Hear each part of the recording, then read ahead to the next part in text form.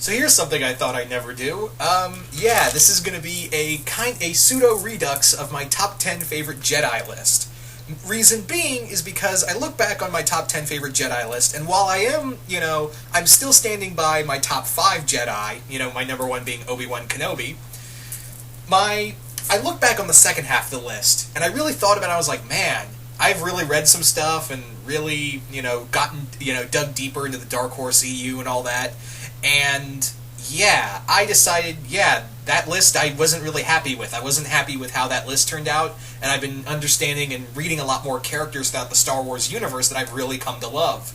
So, while the first half of that top 10 Jedi list is still, I guess you could say, canon, the first half, the top 5 are still canon. Numbers 10 through 6 aren't. So yeah, this is the top 10 favorite Jedi, 10 through 6 Redux. Just try to wrap your head around that. I know, something that is canon, but the other thing's still there. I pulled a total Dan DiDio. Yeah. But yeah, let's go on with the list. Now again, like all lists, this is just my personal opinion, and if you think a character should be higher or lower or not at all on this list, that's totally fine. No ill will against you. These are just my personal favorite characters. So yeah, let's get on. Let's go on with it with number 10, Shaak Ti, the only returning character in this top 10 list from the previous 10 through 6. So Shaak Ti, as I've talked about, is a very interesting character because one of the few surviving Jedi Masters. I guess she's still alive now that I guess Force Unleashed is no longer canon. But yeah, Shaak Ti is a very interesting character. She was a staunch believer in the Jedi Order and was a brilliant tactician. Most of her time spent on Kamino training the clones, as well as helping during the the purge of the Jedi Order with by Vader in the 501st.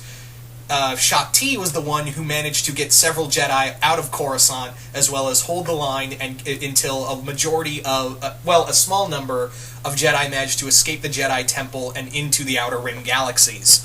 So you gotta admit that this was, even though the Jedi Order itself is full of hypocrisy and I could see why people turn to the dark side in here. You gotta give, Shaak Ti a lot of respect for being a staunch believer in these rules and willing to die for them. So, you can't fault her for that, really. So there you go. At number 10, Shaak Ti. So the new number 9 is Plo Koon. Yeah, Jedi Master Plo Koon. If you wanted shit done, this was the Jedi to go to. Plo Koon, while he was very much like Shaak Ti in that he believed in the Jedi Order, he wasn't afraid to get his hands dirty. He was a Jedi who was willing to go out and not so much question the Order, but he was a guy who was willing to go down with the troops and get shit done. Here was a guy who was more than willing to to go into the deepest, darkest trenches where even some Jedi wouldn't go to, take out that lightsaber and just get out and ready to kick some ass. So that was the thing with Plo Koon, is that, while again, the Jedi Order itself, even I wouldn't want to be a Jedi, Sith all the way, baby, but yeah, this guy, again, much like Shaak Ti, you can't fault him for being, you can't fault him for his conviction. And he was a very intelligent character. He was very strategic.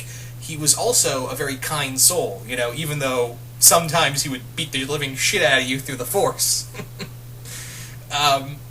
He was he was what some people would call a Jedi counselor. He was very intelligent, and most of the time, he wouldn't want to, like most Jedi, he wouldn't want to go to violence first, but he was kind of at home with being like, oh, you want to fight? Okay. Just know you're not walking away from this. That was the thing with Koon, was that Plo Koon, if you started a fight, he finished it. Unless you're a clone flying behind him and Order 66 is given. Then he's kind of screwed. So the new number 9, Plo Koon. Up next is Silvar from the Old Republic era. Silvar is a very interesting character. She is a Cathar Jedi who... Her story is interesting because she was around the same time as Exar Kun and Ulic Qel-Droma's war on the Jedi Order, as well as the rest of the galaxy. However, during a time when the Jedi were allowed to have lovers and Jedi Masters were allowed to have multiple apprentices, she was also training under Exar Kun before he fell to the dark side under the same master. And she also found her lover there, another Cathar, who betrayed the Order as well, but she was very conflicted, and eventually it led to, when her lover was killed, she was filled with rage that most Cathar, because the Cathar, for those who don't know, the Cathar are very emotional. Even though the Force is strong with the majority of them, they're very emotional beings.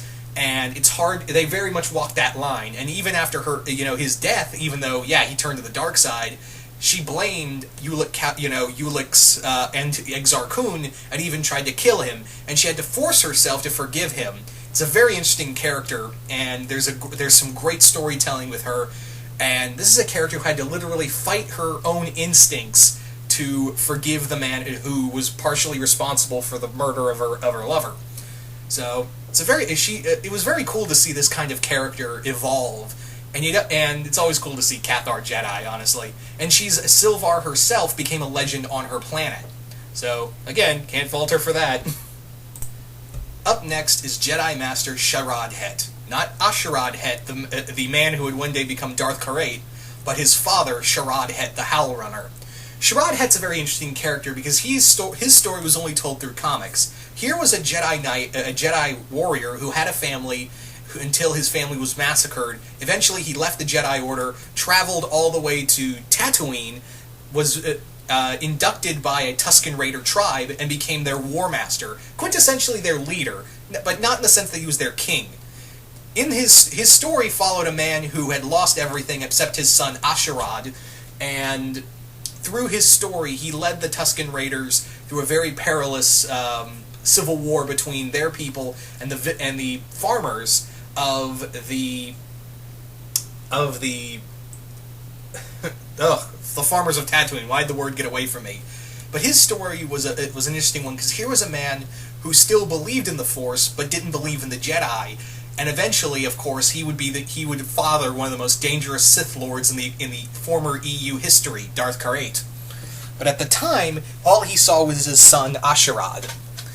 While Sharad Het himself was an amazing warrior, he was a great counselor, and he was quintessentially Braveheart.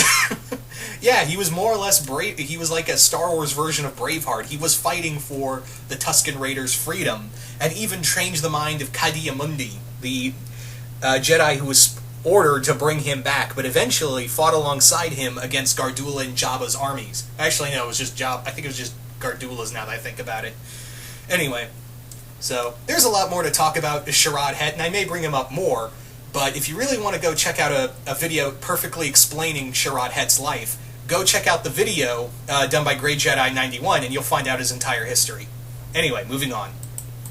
And finally, at the new Redux number 6, is Jedi Master Thom, the master of Jedi Knight Quinlan Vos. This guy was the definition of Jedi badass. If he was the Jedi Master and Spy Master of the Jedi Order, he infiltrated Count Dooku's army, as well as fought him to a standstill. But the thing with Thom was that he was a very interesting character, because among the Jedi Order, he allowed his apprentices, as well as, he believed in feeling emotion, as well as helping to help Jedi pursue relationships, because he believed love accentuated the Force. And that was a big thing with him and Quinlan, and Quinlan and Thom had a father-son relationship, and it was a very interesting one. He himself even had a lover from another Jedi. Thom was an old man badass. He took no shit, but he was a strict and understanding character. Again, a very amazing person to I could talk hours and hours about, but I want to keep this short. But with Thom, there was this was a guy who was willing to go the extra mile, as well as defend an order that he kind of questioned more often than not, as well as he also, he sort of survived Order 66 alongside Quinlan, but his life after that is unknown, but it's uncanon, so I guess we'll never know.